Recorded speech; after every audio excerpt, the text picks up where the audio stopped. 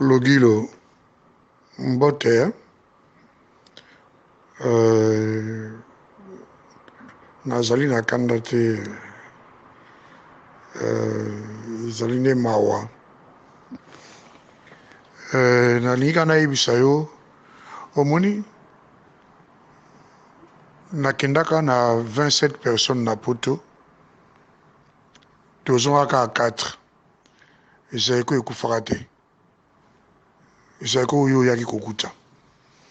na baye oyo batikaka na poto nakumbaka bango epai ya nganga te kaka epai ya nzambe oyo okutaki na kati ya Zaiko nzambe oyo ozali kosambela ntango nyonso puis chaque mercredi oyo ozali kokumba libota na yo mwasi na bana na yo oyo ozali kofukama liboso na ye peut-être mpona kosenga voyage ozali kosenga ntango bana no bayi kobela oyo nzambe azali kosalisa bana na yo kaka nzambe wana ye moto akumbaki ngai na bino awa na États-Unis mpe nzambe wana alobaka na basali na ye boza mine oyo bokotrahir ngai oyo bokotrahir Zaiko kasi yo mpe ya mine te oyo okokisi maloba ya nzambe toswana bino derema nabaki nzambe alobaki 4 etikali moko 4e eza yo nzambe nasambelaka oyo asala likolo na se oyo asala mabele ya Amerika oyo ngai na yo toyo toniati awa nzambe nasambelaka akosaka te aza moto te mpo akosa yo nde oza 4e kasi yebaka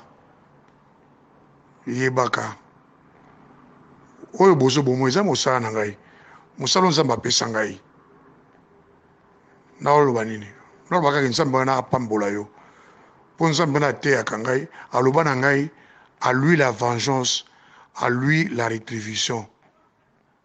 à lui la vengeance à lui la rétribution ye nde moto akopesa etumbu ye mpe moto akopesa likabo toyebaki na biso kozwa raison te ozonga maboko pamba toyebaki kotikala yo nde ya mine toyebaki yango toyebaki kotikala kokima na yo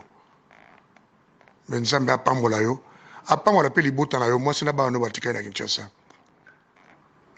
mpo toyebi ozalaki na contact na bandeko no bakimaki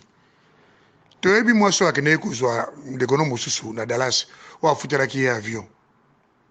liso nzambe wana eza kotala bino nyonso nzambe apambola bino apambola bino oyebisaka bato yango bakokimisaka bino oyo so bakanisaka Zaiko oyo koya ndenge nalobaka na musicien mosusu ya Kinshasa nakoloba mpe na bato bakokimisaka bino mpo Zaiko elala ifo ngai nalala mokonga na kolala nde Zaiko elali peut-être mpe kolala te mpo baleko mosusu oyo baza fidèle na ngai ta mosusu bakontinue na Zaiko